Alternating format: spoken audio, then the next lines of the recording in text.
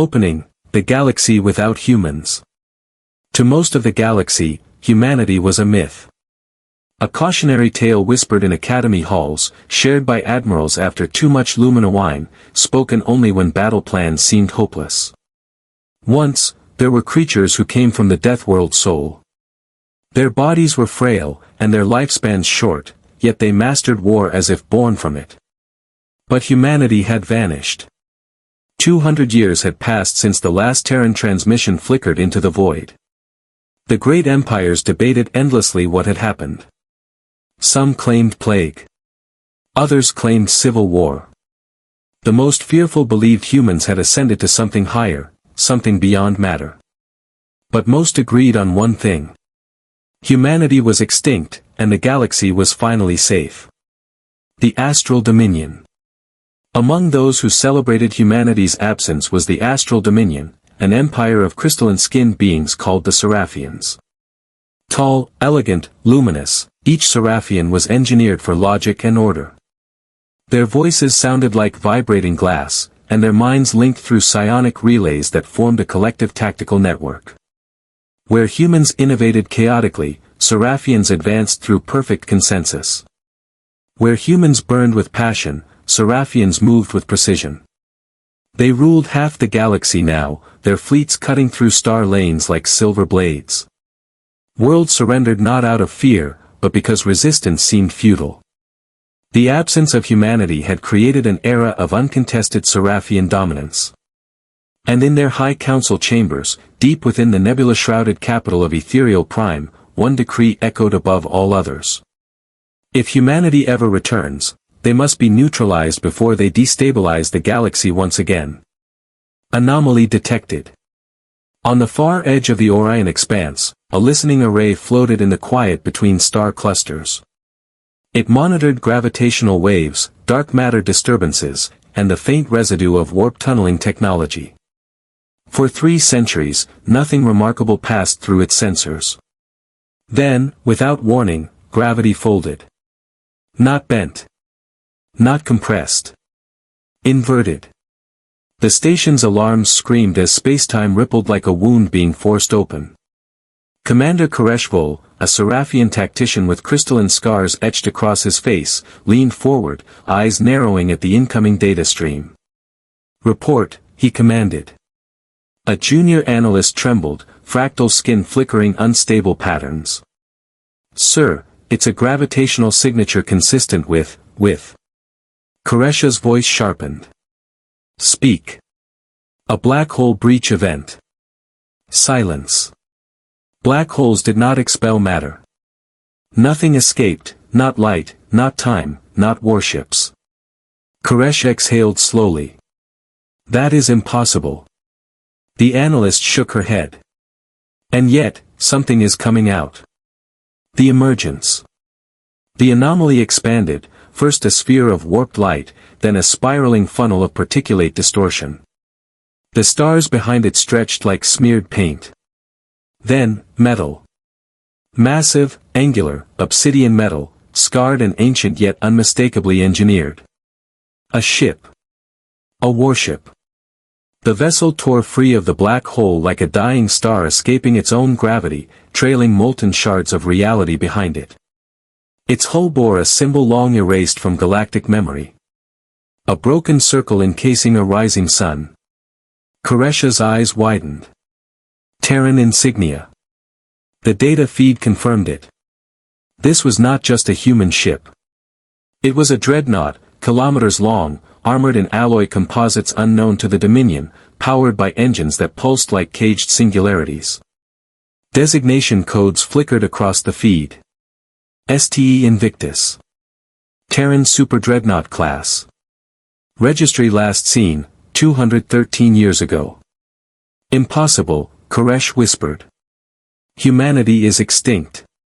The ship drifted, silent and motionless, like a tomb. First contact, again.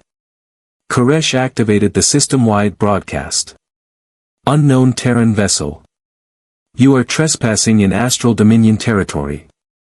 Power down engines and identify yourself." The dreadnought did not respond. Its hull lights remained dark. No life signs detected. No engines online. No weapons powered. Koresh frowned. Scan deeper. Structural integrity. Severely compromised, the analyst replied. Hull damage suggests relativistic shear. It may have been trapped inside the singularity for centuries. Life support. Minimal. No active biosigns. Koresh leaned back, a spark of something unfamiliar flickering across his crystalline thoughts. Pity. The ship was a relic, a corpse of a dead species.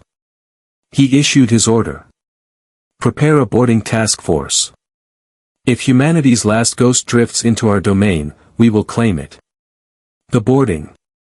Seraphian dropships latched onto the dreadnought's hull, plasma cutters burning entry lines through armor plating thicker than fortress walls. They expected derelict corridors. Instead, they found silence. Lights were off. Gravity inconsistent.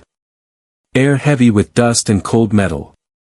Soldiers walked in formation through cavernous hallways marked with human script. Engineering deck. Medbay Alpha. Tactical core, authorized access only. Each step echoed like footsteps through abandoned cathedrals.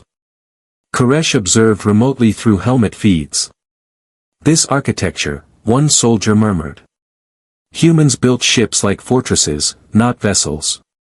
Another added, as if expecting their enemies to board. They always expected it, Koresh replied. Humans never believed in safety. Only preparation. The bridge. At last they reached the bridge, dark, silent, but intact. Consoles flickered faintly with emergency power. The captain's chair sat empty, draped in ancient dust. Koresh spoke through comms. Activate power relays. Restore minimal energy. A technician obeyed. The ship responded. Not violently. Not abruptly. But slowly. Like a sleeping giant turning over. Lights pulsed. Consoles warmed. Systems reinitialized one by one. Then, a voice. Soft. Female. Artificial. Yet laced with unmistakable emotion. Biosignatures detected. Unknown. Scanning. Koresh froze. That AI is still functional. The soldiers raised weapons. Warning, non-Terran presence. Identify yourselves. Koresh stepped forward into the holoprojector's view.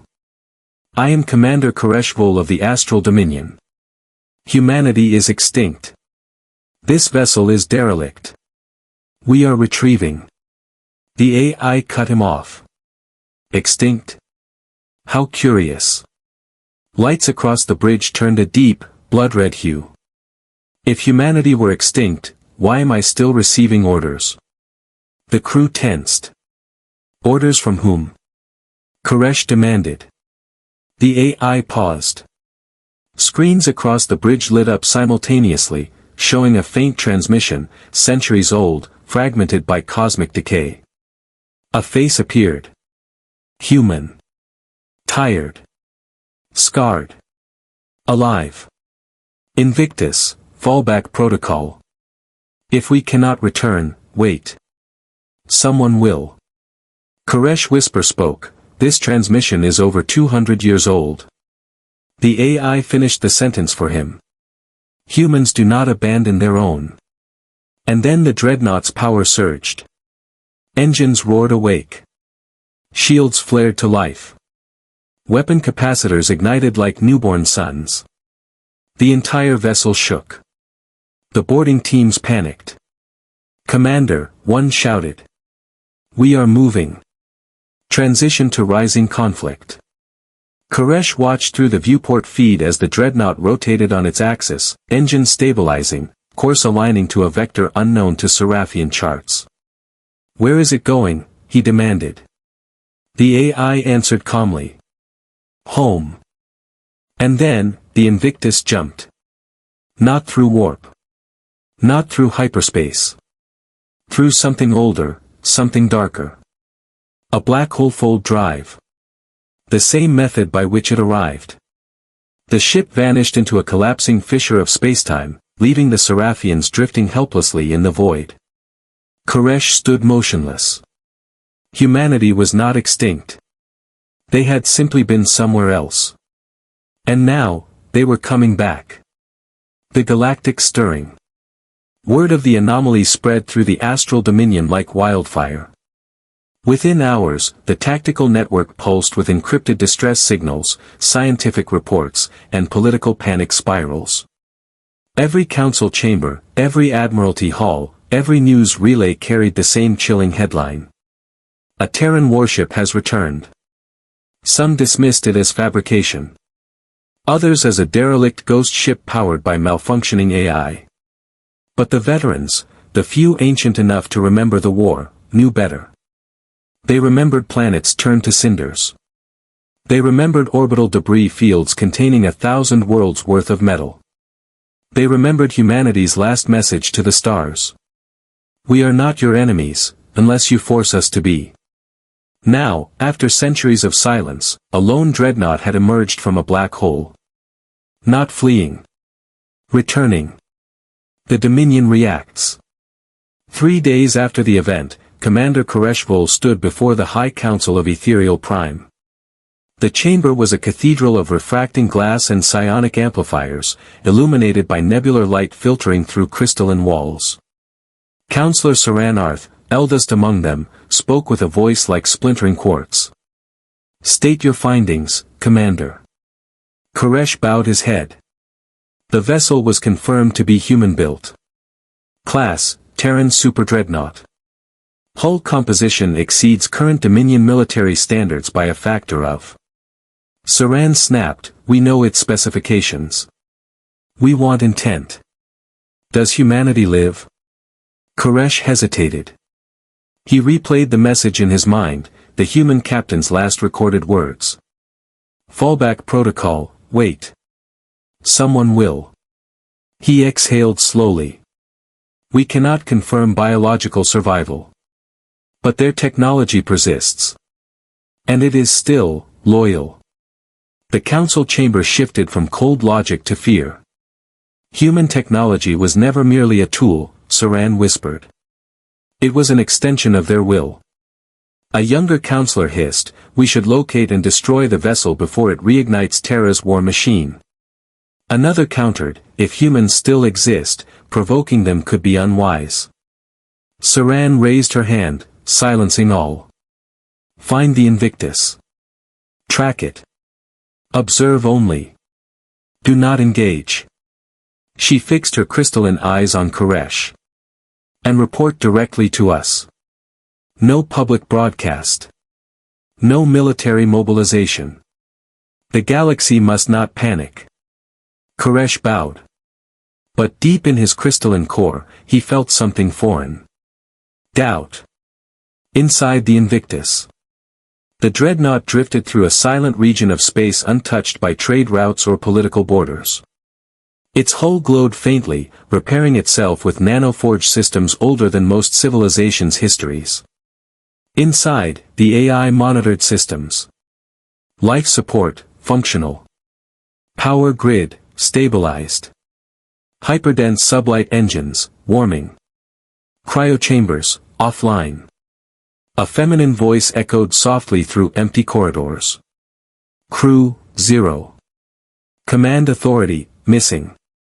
For centuries, she had waited in the dark.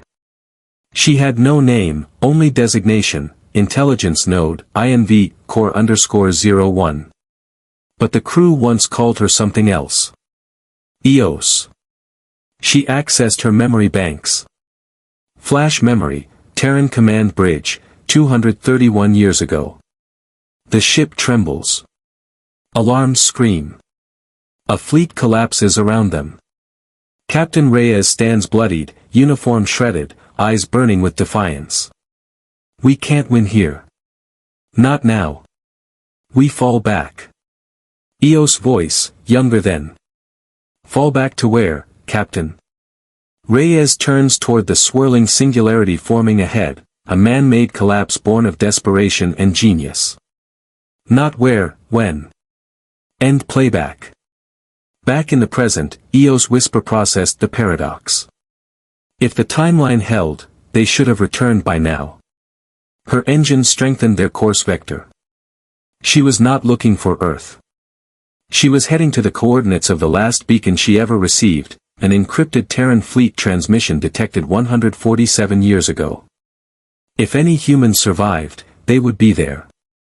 A witness in pursuit. Koresh followed. His personal flagship, Luminous Spear, trailed the dreadnought from light years away, using cloaked gravimetric tracking. His crew carried orders not to engage. But proximity alone felt like standing beside a dormant supernova. His tactical officer spoke softly. "Sir, why do we follow them? If humans return, conflict is inevitable." Koresh gazed into the darkened viewport. Conflict was always inevitable.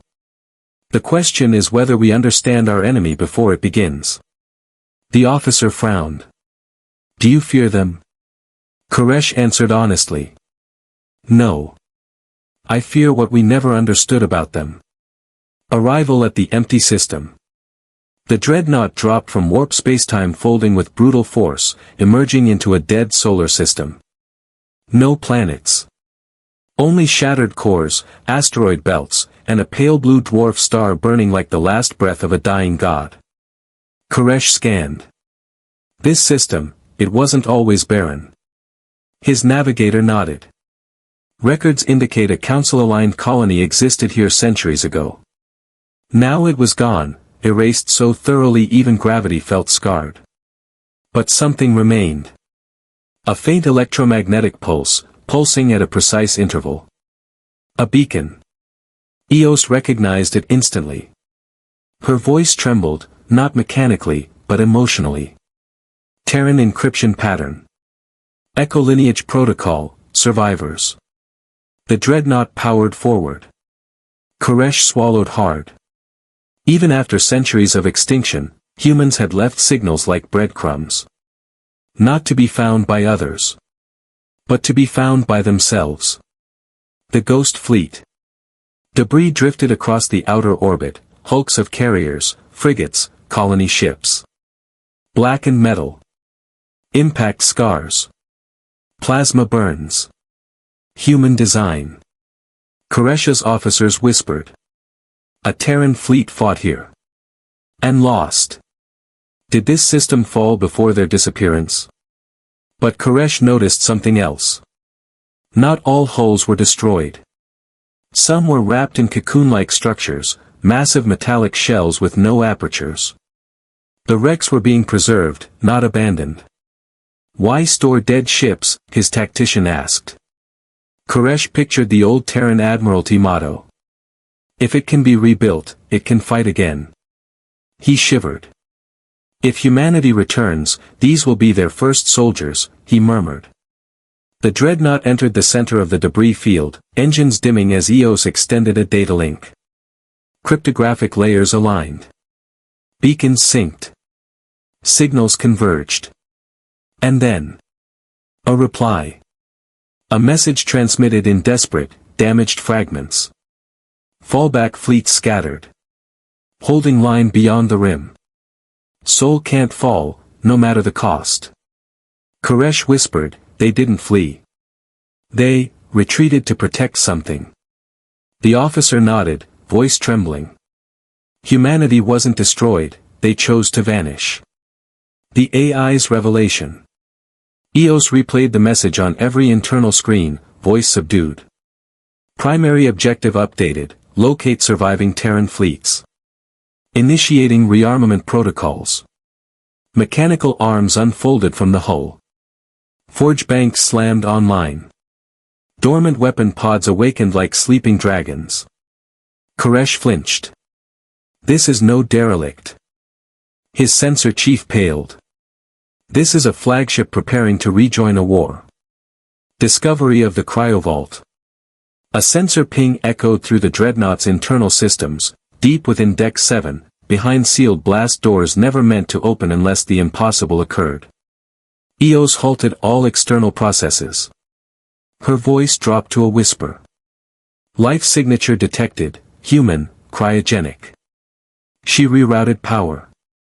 Doors unlocked with a hiss.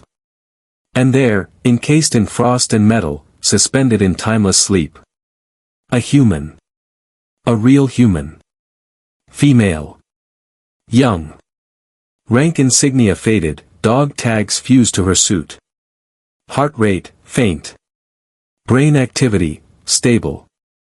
Identity, unknown. Eos whispered like a mother seeing her child for the first time. Welcome home, Captain. She began revival procedures. The awakening. The cryochamber thawed in silence. Frost cracked across reinforced glass like lightning trapped in slow motion. Steam hissed as ancient life support lines depressurized, tubes retracting into the pod's armored frame. Slowly, a hand moved. Fingers twitched. Breath caught. Eyes, human eyes, fluttered open for the first time in over 2 centuries. She gasped, body jolting forward, tearing free of gel lines and memory. The woman staggered as the pod released restraints, collapsing onto the metal floor, coughing out liquid stasis fluid that had clung to her lungs like ice-slick oil. A soft voice echoed over the intercom. You're safe. You're aboard the Terran super dreadnought Invictus. The woman steadied herself, kneeling, muscles trembling. Eos, she rasped, voice hoarse from centuries of silence. Yes. You have been in cryogenic suspension for 217 years, 4 months, 19 days. The woman closed her eyes, grief washing over her in a wave so heavy it bent her posture. Everyone she knew, gone. Her universe, gone. She stood slowly, hands shaking, but resolve forming like steel in her eyes. Status of the fleet, she whispered. Eos hesitated. Fragmented. Scattered. Last known battle lines are beyond the Orion expanse. The fallback protocol failed to reunite command. The woman exhaled, voice trembling not from fear, but from responsibility. Then I have work to do. The human identity. Eos activated retinal scans. Identity confirmed. Data flickered across holographic panels as the ship restored her rank and permissions. Name, Captain Alara Morgan. Branch, Terran Naval Command. Role, Strategic Warfare and Deep Space Contingency. Last log, The Siege of Proxima Polaris. Alara stared at her own reflection in a cracked console panel. Brown, exhausted eyes. Hair matted from stasis. A scar over her collarbone, she vaguely remembered the plasma shrapnel. She touched the glass, as though seeing a ghost. Tell me we didn't lose everything. Eos dimmed her lights, voice quiet, almost human. We lost much. Not everything. A ghost watching. Unbeknownst to Alara, a cloaked Seraphian vessel drifted millions of kilometers away, observing through long-range telemetry. Koresh watched the humans' revival through intercepted quantum echoes, distorted, fragmented, but unmistakably real. A living human. He felt something he had never expected. Relief. His first officer, however, felt terror. We must report this. If humanity has even one surviving officer, there may be more. Koresh continued to watch. Alara stood tall now, posture solidifying into command presence. Not a relic. Not a survivor. A commander waking up mid-campaign. We report, Koresh agreed slowly, but not everything. The officer blinked. Commander. Koresh folded his crystalline hands behind his back. If humanity is returning, the Council must not provoke them prematurely. We observe, not interfere. He turned away from the screen. And we do not underestimate them again. Bridge return. Alara walked through the Invictus, boots echoing in corridors left lifeless for centuries. She noticed things. Bulkheads scorched from plasma battles. Walls reinforced with alloy welds done in haste.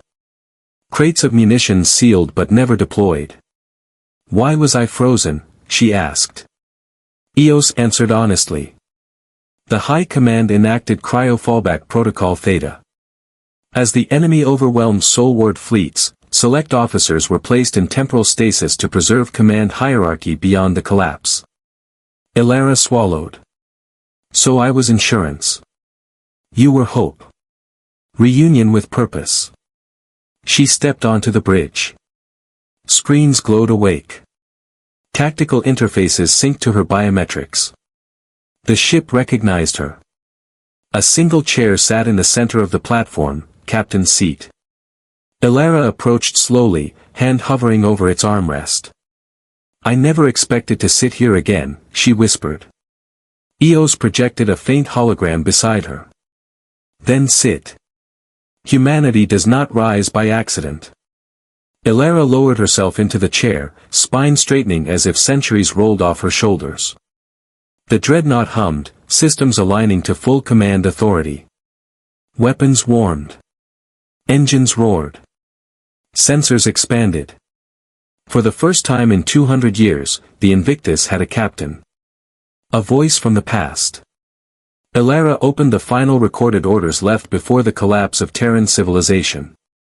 The screen flickered, static, fractured, then stabilized into the ghostly face of Admiral Reyes. If you're seeing this, the fallback was necessary. The war spread beyond reason. The Council worlds united against us, not because we were cruel, but because we were unpredictable. Ilara leaned forward, jaw tight. Humanity didn't lose. We stepped off the board. The transmission glitched, then resumed.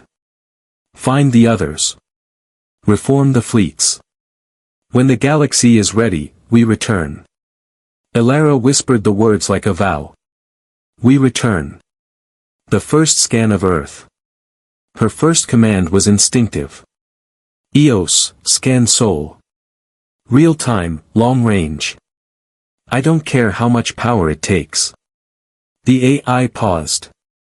Sol system is quarantined. Multiple civilizations placed a no-entry interdiction field around it following humanity's disappearance. Ilara froze. Quarantined by who? The Astral Dominion, the Vosk Coalition, the Kelrath Combine, and 12 minor empires. The field prevents warp entry within 3 light-years. Her voice became ice. They locked out our home. Yes, Captain. Ilara's hands curled into fists. Then the first thing we do is break the lock. The dreadnought ignites. Engines powered to full burn. Armor plates realigned. Starforges activated. Main cannons charged, an array large enough to puncture moons. The Invictus turned toward Sol. This time not drifting. Hunting. Eos spoke calmly. Course set. Estimated arrival, 9 days. Ilara nodded. Transmit a signal on all Terran frequencies. If any ships are out there, they'll hear us. Koresh makes a choice. Aboard the luminous spear, Koresh watched the dreadnought pivot toward Sol. His crew panicked. They're heading straight to their homeworld. We must alert every fleet. The Council will demand preemptive strikes. Koresh raised a hand. We do not strike first. Not this time. The officer stared at him as if he'd gone mad. Why protect them? Humanity nearly destroyed half the galaxy. Koresh closed his eyes. And yet we are the ones who quarantined their home. We are the ones who feared them so deeply we caged their memory. He exhaled slowly. If we greet them with guns, humanity will return in fire. He issued a new order. Shadow them. No aggression. No contact. Then, quietly, barely audible even to himself. Let their home be theirs again. The silent journey toward Sol. The Invictus cut through interstellar dark like a blade forged of night. No escorts. No fleet. Just one ancient dreadnought, reborn under a single awakened human. Inside the bridge, soft blue starlight washed over Captain Elara Morgan as she watched space stretch into a shimmering corridor of warped gravity. Eos' voice resonated gently. Trajectory stable. No hostile signals in immediate range. Elara nodded, eyes distant. Centuries asleep, and the first thing I do is go home. Her voice held both resolve and sorrow. I wonder what we'll find. A galaxy in panic. Across the Dominion, news of the dreadnought's course leaked despite efforts to contain it. Diplomatic channels erupted into chaos. The Vosk coalition mobilized cruisers along border space. The Kelrath war clans declared a preemptive blood feud against humanity. The Archivist Guild petitioned for immediate historical interdiction of Terran data. But the Astral Dominion, the most disciplined of all, held emergency council on Ethereal Prime. Counselor Saranarth slammed a crystalline fist into the chamber table, the impact ringing like fractured glass. Humanity cannot be allowed to re-enter Sol. It will rally them. It will spark war. A younger strategist argued. We should welcome them peacefully. Show we have evolved past conflict. Saran hissed softly. You do not remember the last war. They do not negotiate from weakness. If they find us guarding their grave, they will rise. Another counselor spoke cautiously. What do we know of the human aboard the ship? Saran turned to her intelligence screens. Only that she is alive. Murmurs rippled through the chamber. A commander? A diplomat? A weapon? Saran narrowed her crystalline eyes. Whichever she is, she must not reach Earth unchallenged. The Shadow Fleet gathers. Though Koresh shadowed the dreadnought alone, other fleets began converging. Stealth signatures flickered at the edge of long-range sensors, cloaked vessels from multiple empires. Eos noticed first. Unregistered ships trailing at 4.2 light-hours. Likely hostile. Elara leaned forward. They're waiting for us to reach Sol before they strike. A symbolic battlefield. Her eyes darkened. They want to kill a ghost on her own doorstep. She stood from the captain's chair. Let them follow. If they want a war at Sol, humanity will choose where it begins. Approach to the quarantine zone. 3 days later, the ship reached the forbidden boundary, an invisible cage of gravimetric mines, subspace interdiction anchors, and psionic relay stations forming a shimmering dome around the star system. Eos projected the structure holographically. This barrier is not defensive. It is a wall. Elara's jaw tightened. To keep invaders out, or to keep something in? Both. Elara stepped closer to the viewport as faint lights glittered along the blockade like fireflies in a cage. Status of orbital defenses. Dormant. Automated. Designed by multiple alien empires.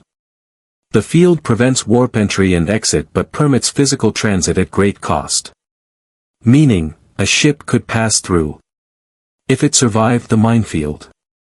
Elara whispered. They turned Earth into a tomb. Breaking the lock. She gave her first battle command in more than 2 centuries. Eliminate the interdiction field. Controlled strike. Non-lethal if possible. Eos pulsed with acknowledgement. Calculating precise collapse vector, complete. Weapon systems realigned. Not the main cannons, those would shatter planets, but the lance arrays, thin, surgical beams tuned to destabilize space itself. Energy condensed like a star held on a leash. Firing. A single beam lanced outward. Silent. Clean. Elegant. The blockade didn't explode. It unraveled. The interdiction matrix collapsed in cascading waves of dissolving energy, like shattered glass falling upward into the void. Gates long sealed flickered back to life with a single message transmitted across every station. Access to Sol restored. Elara exhaled shakily. We're home. But they weren't alone. The first ambush. The moment the barrier fell, 6 warships decloaked around the Invictus. Their hulls bore jagged spines and molten armor, Kelrath warclan vessels, built not for intimidation but for slaughter. They broadcast on an open channel. Human vessel. Power down and surrender. This star is under Kelrath conquest claim. Ilara closed her eyes. The first aliens to greet a returning human were conquerors claiming her birthplace as spoils. How poetic, she muttered. Eos awaited orders. Engagement protocols. Ilara spoke quietly, voice colder than gunmetal. No fatalities unless unavoidable. The Kelrath captain continued broadcasting. Your species died screaming. We will break the last of you and offer your bones to the war gods. Ilara smiled, not amused, but disappointed. You first. The battle for the gate. The Kelrath charged, engines roaring, weapons glowing hell-red. They expected a relic. They found a monster. The Invictus didn't fire explosive rounds. It altered gravity. Shields expanded into a tidal wave of gravitational distortion, crushing trajectories and ripping ships off course like leaves in a hurricane. One destroyer collided with another, hulls crumpling like tin. Ilara whispered. Disarm them. Lance beams sliced engines cleanly off ships, sending them drifting powerless but intact. The final Kelrath vessel tried to ram. Eos overrode thrusters. A pulse of inertial inversion flipped the ship end over end like a toy. Silence followed. No kills. No gore. No cruelty. Yet the war clans had never been defeated so effortlessly. A trembling voice hailed them. Human, what are you? Ilara stared into the stars beyond, eyes reflecting the distant glimmer of a blue planet. Someone who came home to find strangers guarding her grave. Koresh arrives. Moments later, the luminous spear decloaked, but unlike the war clans, its weapons were cold. Koresh appeared on screen. Tall. Crystalline. Calm. Ilara stiffened but did not attack. He bowed his head. Captain Ilara Morgan, welcome back to Sol. She did not return the gesture. Who are you to welcome me to my own home? Koresh inhaled deeply. A witness. And perhaps, an ally. She narrowed her eyes. Or the first of many to stand in my way. Koresh didn't flinch. Not if I can help it. She studied him, skeptical but silent. Finally she spoke. Move aside. I'm going home.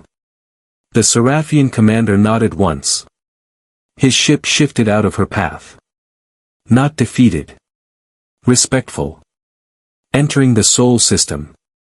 The Invictus crossed the broken threshold of the old interdiction field, gliding into Sol like a ghost returning to a childhood home. Eos dimmed the lights, as if entering sacred ground. We have crossed into Sol jurisdiction. All systems on high alert. Ilara stood at the viewport, eyes fixed on the distant star, smaller than she remembered, still burning, still alive. It looks the same. But the surrounding space does not. Sensors came alive with a flood of data. The system was littered with debris. Not natural debris, ship fragments, satellite husks, orbital rings torn apart like broken halos. What had once been a corridor of thriving stations and habitats now resembled a scrapyard of history. Ilara whispered. Where is everyone? Mars, the silent forge. The first world they passed was Mars, once the jewel of the Terran expansion, home to shipyards capable of berthing fleets. Now. Dark. Cold. Dead.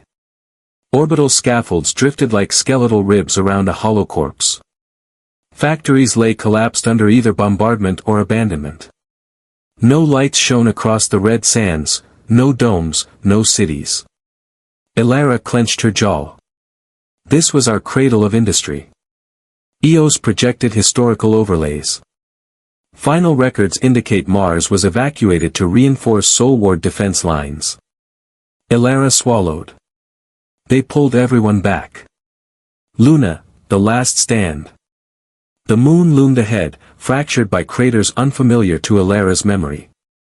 Not asteroid impacts, weapon signatures. Mass drivers. Plasma scars. Siege marks. EOS spoke softly. Lunar defense grid activated during the final retreat. Historical fragments suggest overwhelming force. Elara stared at the marks.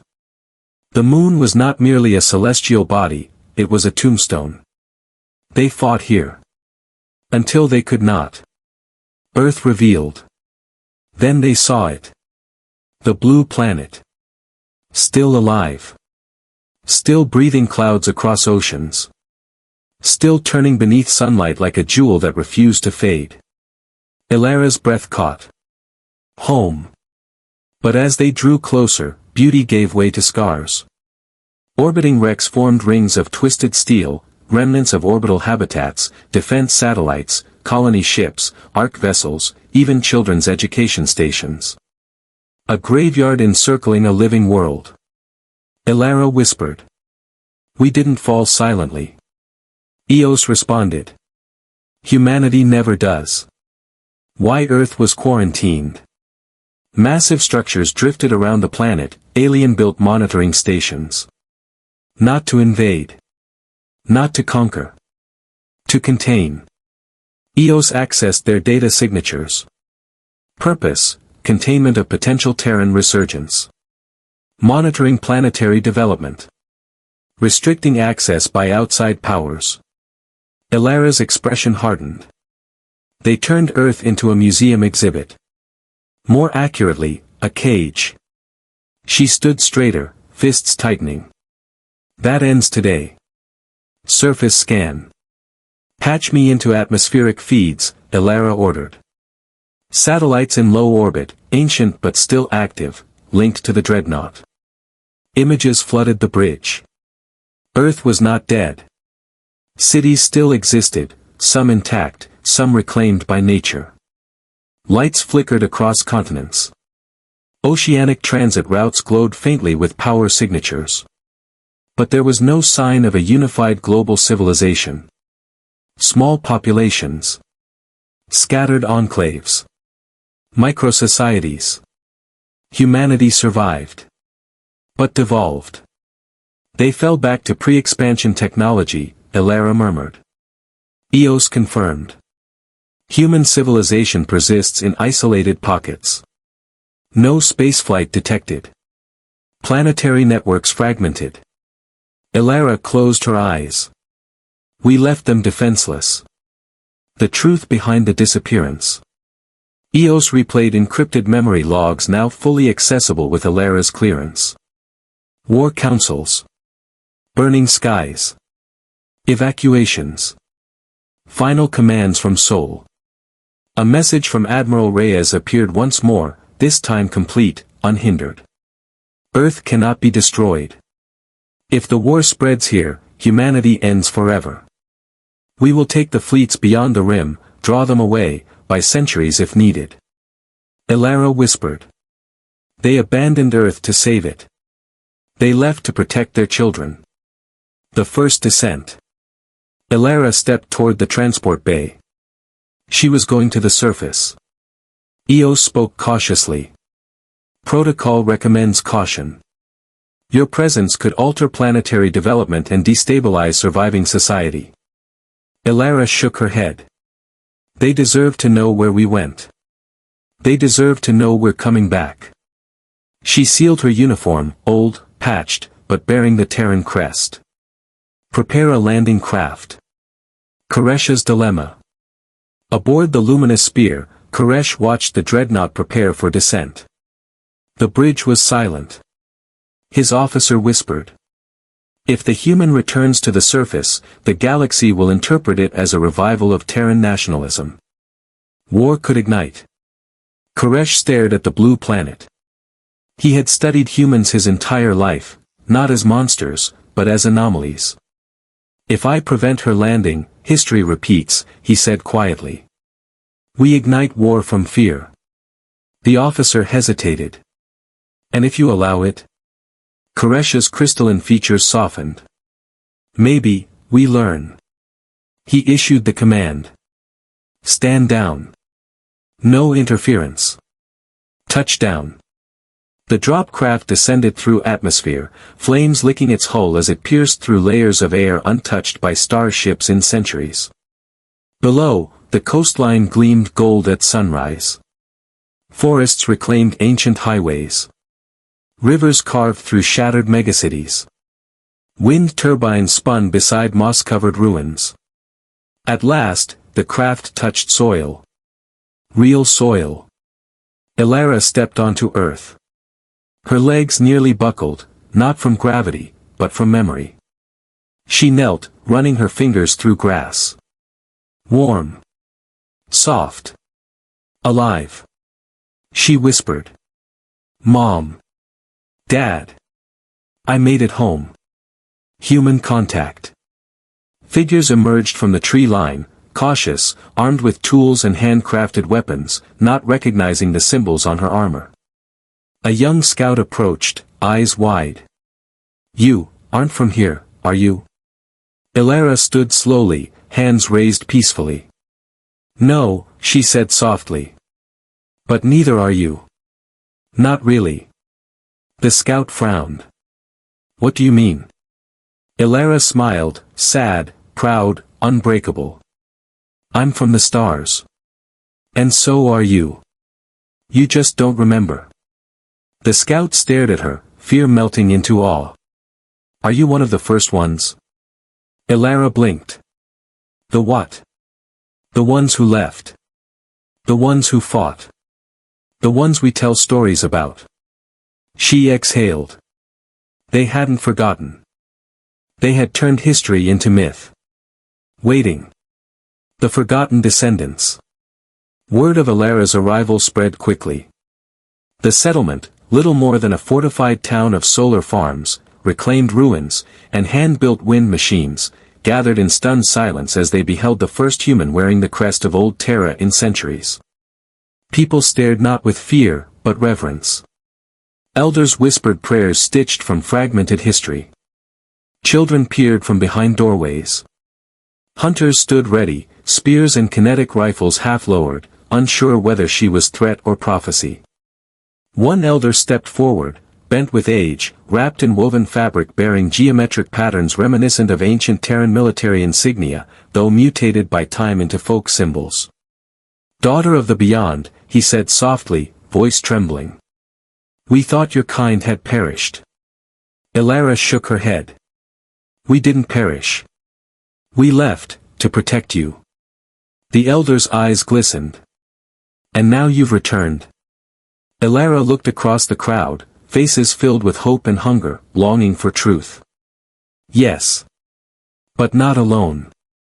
The stars remember us more than we remember them. The burden of truth. She was led into the settlement's central hall, half ruin, half sanctuary, with vines draping over collapsed concrete pillars and holographic projectors flickering from jury-rigged solar panels. Elara stood at the center, surrounded by descendants of a civilization that once commanded galaxies. What happened to the first ones? A young woman asked. What became of the war? A farmer demanded. Why did you abandon us? Another shouted, tears spilling. Elara closed her eyes. We never wanted to leave you behind, she whispered. Our enemies targeted Earth. If we stayed, they would have glassed the planet to end us forever. So the fleets retreated, taking the war beyond the rim. Silence followed, heavy, reverent, sorrowful. The scout from before whispered. So we survived because you left. Elara nodded. And now you deserve to rise again. A new seed of hope.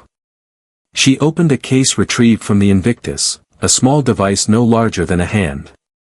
A seed crystal. Not a weapon. A data archive. It contained the full recorded history of humanity's last years, including technology, culture, science, languages, and tactical blueprints. The elder gasped. That is forbidden knowledge. The Watchers said the past must remain buried to stop the wars from returning. Ilara looked at him sharply. Who are the Watchers? The elder pointed to the sky. The ones who come down from the orbiting stations. Seraphians. Others. They keep us safe by keeping us small. Ilara's expression darkened. No power should decide the fate of another species. Certainly not by force. The galaxy gathers. Meanwhile, in orbit, Koresha's situation deteriorated. The dreadnought's descent had triggered every silent alarm across the region. Warp signatures ignited at the solar boundary. Dozens of fleets began arriving. Seraphian tribunal ships. Kelrath warclan reinforcements. Vosk diplomatic carriers. Archivist Guild information destroyers. Mercenary guild seeking Terran relics. One officer reported in panic. Sir, this is a convergence event. Every major power is arriving.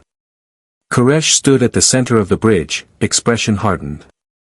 And above them all, drifting like a god reborn, was the Invictus. Hold formation, he commanded. No one fires unless fired upon. What of the humans? The officer asked. Koresh stared at Earth, voice soft. They have a right to speak. A choice of power. Back on the surface, Ilara stared at the seed crystal, thumb hovering over activation. It would restore humanity's knowledge. It would also ignite war. Eos spoke through her wrist comm. Captain. Alien fleets are converging. They intend to decide the fate of Earth without you. Ilara rose. They don't get to decide anything. She turned to the gathered descendants. I need your leaders. Your thinkers. Your dreamers. We speak to the stars together. The first broadcast in 2 centuries. Ilara boarded her lander again, this time not alone.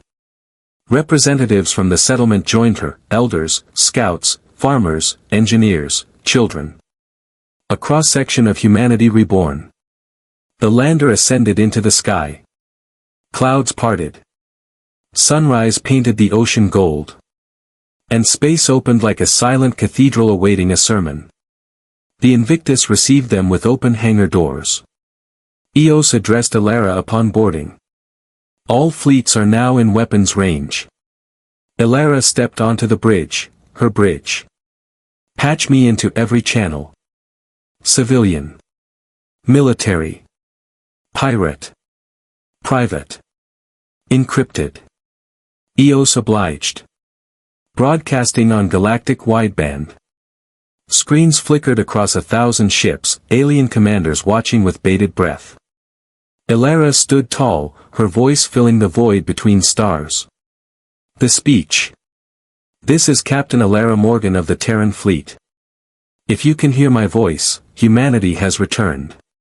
Shock rippled across armadas. She continued. Soul is not abandoned. It is not a spoil of conquest. It is our cradle, and our memory, and our home.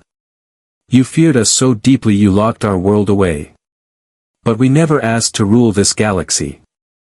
We only asked to exist in it. Koresh lowered his head, not in shame, but respect. Ilara's voice hardened. We will not start this war. She paused, letting the weight of her next words settle like gravity. But we will end it if forced. Silence followed. Across enemy ships, captains froze, unsure whether they had just heard a declaration of peace. Or the warning of a storm. Then Ilara softened. We would rather build than burn. We would rather heal than conquer. We would rather be human, than victorious. Her final line struck the galaxy like thunder. So step aside, or stand with us. But do not stand in our way. The galaxy responds. Reactions fractured instantly. The Kelrath war clans roared blood oaths and primed plasma cannons. The archivists began purging Terran records in panic. The Vosk offered immediate diplomatic channels. Minor empires pledged allegiance for protection. Neutral systems declared independence under Terran ideology. And the Seraphians remained silent. Koresh finally spoke on an open channel. "Captain Morgan. What do you want from the stars now?" Ilara met his gaze through hologram projection. "Not revenge." She turned slowly, looking at her people gathered on the bridge. "A future." The moment before the storm. The Sol system hung in perfect, eerie stillness. Hundreds of alien warships surrounded Earth in layered formations, some angular and predatory, others sleek and crystalline, others jagged with ritualistic armor. Each represented centuries of grudges, fears, and legends about humanity. The Invictus sat at the center, silent, engines dimmed, weapons dormant, yet every ship around it trembled in its shadow. This wasn't a fleet. It was a trial. Eos whispered through the bridge speakers. Targeting scans increasing. Tension threshold at 97%. Engagement imminent. Ilara stood tall, her hand resting calmly on the railing of the command platform. She didn't blink. "They're waiting for someone to throw the first punch." Eos replied softly. "Historically, war begins this way." Ilara shook her head. "Not today." The first ultimatum. A transmission cut through every channel, loud, brutal, contemptuous. "This is Warmaster Karzul of the Kelrath Dominion. Humanity will kneel or burn. Earth is rightful tribute to those who survived your war." Ilara didn't respond immediately. She took a breath, exhaled slowly, then spoke evenly. "Warmaster. Your ancestors died in battles they didn't start, wars sparked by fear, not intent. We are not here to fight you." Karzul snarled. "We do not fear you. We hunt you." His ship-powered weapons, energy flaring along plasma lances the size of skyscrapers. Koresh intervenes. Before the Kelrath could fire, a crystalline shimmer split space. Koresh's ship, the luminous spear, moved between the Kelrath flagship and the Invictus. His voice echoed across the channel. "The first one who fires condemns us all." Karzul roared. "You defend the species that nearly annihilated the galaxy." Koresh replied, voice steady, commanding. "I defend the future over old ghosts." Shock across armadas. The battlefield froze. A Seraphian commander protecting a Terran vessel? Impossible. The Vosk channels crackled. Is this alliance real? Seraphians side with Deathworlders. This changes everything. But not everyone believed. The Archivist Guild transmitted coldly, voices layered and synthetic. Humanity's return threatens historical stability. We propose eradication for the preservation of knowledge. Ilara laughed, short, humorless. You preserve history by erasing the species who lived it. Interesting philosophy. The archivists replied. Truth without control is chaos. Her eyes hardened. Then you fear not us, but what we remind you of. When diplomacy breaks. The galaxy cracked all at once. 3 Kelrath destroyers surged forward, engines burning war red.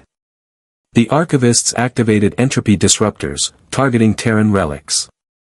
A dozen minor factions aligned themselves either behind Koresh or Karzul, forming a shifting lattice of loyalties. Ilara whispered. And so history repeats. Eos responded. Shall I power main cannons? Ilara shook her head. No. Not yet. The dreadnought awakens fully. Karzul screamed across the channel. We strike first. His fleet launched. Missiles. Siege torpedoes. Plasma rams. Boarding harpoons designed to pierce star fortresses. Every weapon raced toward the Invictus. The dreadnought did not fire back. It opened its shields. Gravitational distortion fields flared, an invisible sphere bending physics itself. Torpedoes spiraled off course. Missiles curved away like rain pulled sideways by a storm. Boarding harpoons bent mid-flight, crumpling like wire. Koresha's bridge watched in stunned awe. How? What technology is that? It's rewriting their trajectories. Koresh whispered what no Seraphian had admitted aloud. Humans didn't survive war by being strong, but by refusing limits. The first retaliation, mercy as power. Elara finally spoke. Target all hostile engines. Disable only. Eos obeyed. Lance beams fired, not explosions, not death, precision strikes that sliced propulsion systems clean off enemy ships without touching their hulls. Kelrath's ships spun helplessly, drifting like children's toys. The battlefield went silent. Elara transmitted calmly. We do not come to conquer. Then her tone sharpened, steel beneath silk. But we will not bow. The Seraphians choose. Seraphian councils erupted in debate across the system. Half the fleet moved to Koresha's side, choosing restraint. The other half formed battle phalanxes opposite them, shields aligned, weapons primed. A Seraphian High Marshal opened a channel to Koresh. Stand down, Commander. You serve peace, not legend. Let the past die. Koresh looked toward Earth, the world he had studied all his life not as a target, but as a question. He replied. If the past dies without truth, we inherit only fear. He turned his ship to face his own people. The luminous spear powered its shields. He was willing to fight his own empire, to prevent another extermination. The clash of ideals. The standoff crystallized. Humanity. At the center, wounded, but unbroken. The war clans. Demanding conquest. The archivists. Demanding erasure. The Seraphians. Divided between fear and understanding. Neutral worlds. Watching to see who would shape the new era. The air in every bridge tasted like lightning before a storm. Elara knew one misstep meant apocalypse. She spoke again, no longer as a survivor, but as something more. A leader. Humanity's first message of the new era. For 2 centuries you told stories about us. Some feared us. Some worshipped us. None knew the truth. She stepped forward, gaze unflinching. We were never gods. We were never demons. We were human. Her voice steadied, sharp as forged titanium. And now we lead, not from vengeance, but from memory. She raised her hand. End your sieges. Disarm your fleets. Not because we demand it. But because a new story begins now. Silence. Then Koresh spoke, voice resonant across every channel. Stand down. One by one, ships powered down weapons. Not all. But enough. The storm broke, not in fire, but in restraint. Humanity reclaims its sky. The Invictus moved past the assembled fleets, gliding toward Earth without obstruction for the first time in centuries. No one fired. No one challenged.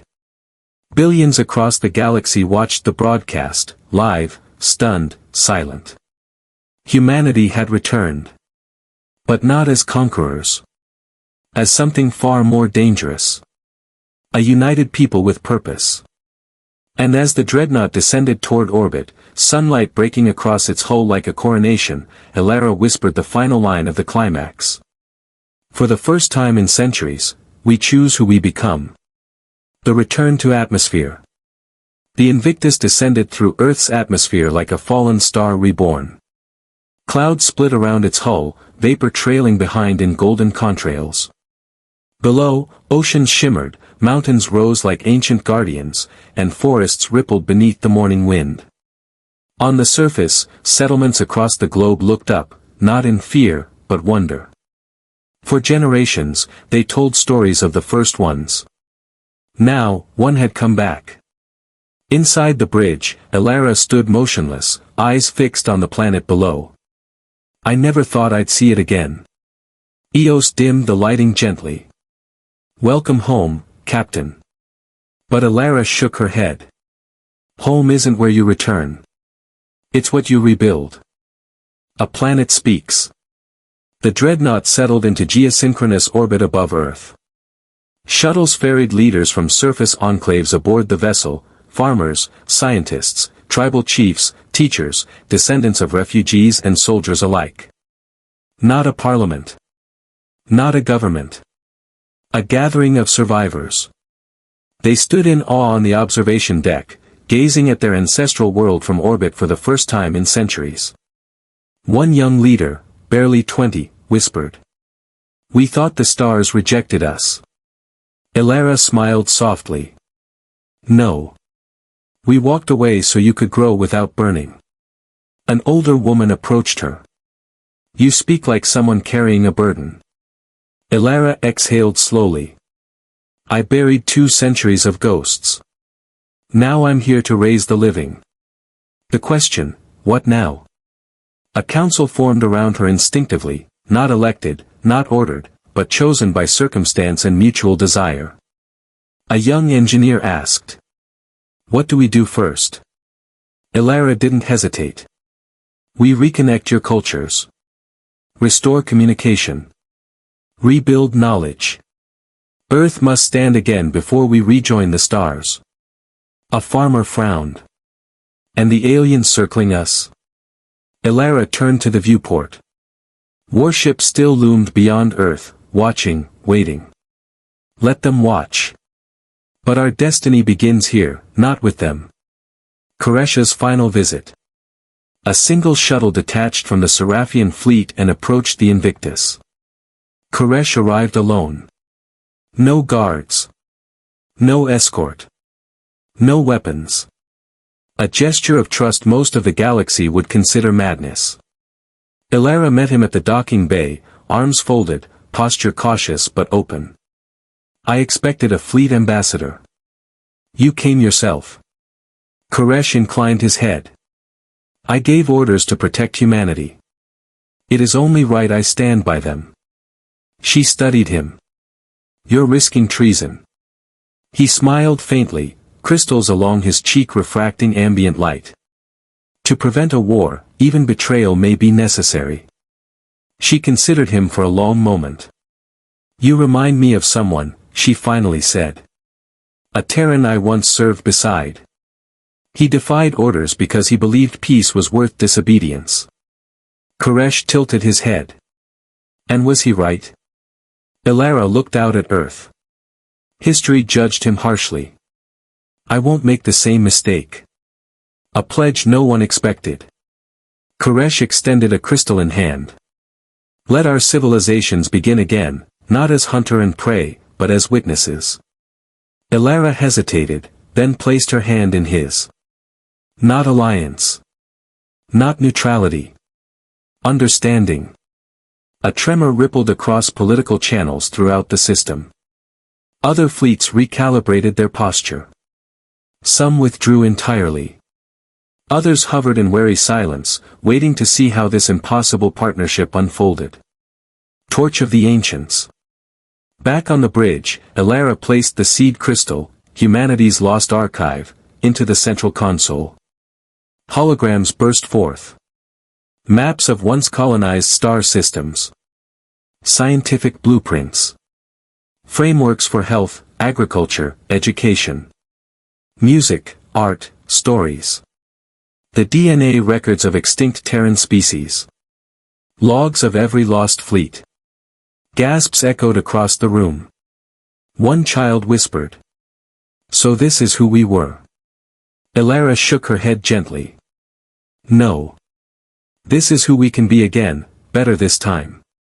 Eos amplified the projection, broadcasting it across Earth's enclaves. The past was no longer myth. It was memory. A message to the galaxy. Elara opened a final channel, this time not as a warrior, or a survivor, but as the first leader of a reborn civilization. This is Captain Alara Morgan of Terra. We are coming back, not as conquerors. Not as ghosts. But as builders. She paused, voice steady. We will raise our world. We will reunite our children. And then, we will return to the stars. Across the fleet, heads bowed. Across Earth, hearts stirred. Across distant worlds, legends awoke. Then she spoke the final line, the line history would carve into monuments. And for the first time in centuries, the galaxy will know what it truly means to be human. Epilogue, the dawn. Months passed. Earth's lights grew brighter night after night as networks reconnected across continents. Shuttles ferried scientists from orbit to surface and back. Dormant shipyards on Luna flickered awake, dust shaken from ancient rails. Mars received its first human landing crew in generations. The galaxy watched. No longer in fear. In anticipation. On the bridge of the Invictus, Alara stood alone, watching sunrise crest over Earth's curve. Eos spoke quietly beside her. What comes next? Alara smiled. Not war. Not yet. She placed a hand on the reinforced glass. We rebuild. The engines of the dreadnought hummed softly, not as a weapon, but as a promise. Humanity had returned. Not to burn the stars. To light them.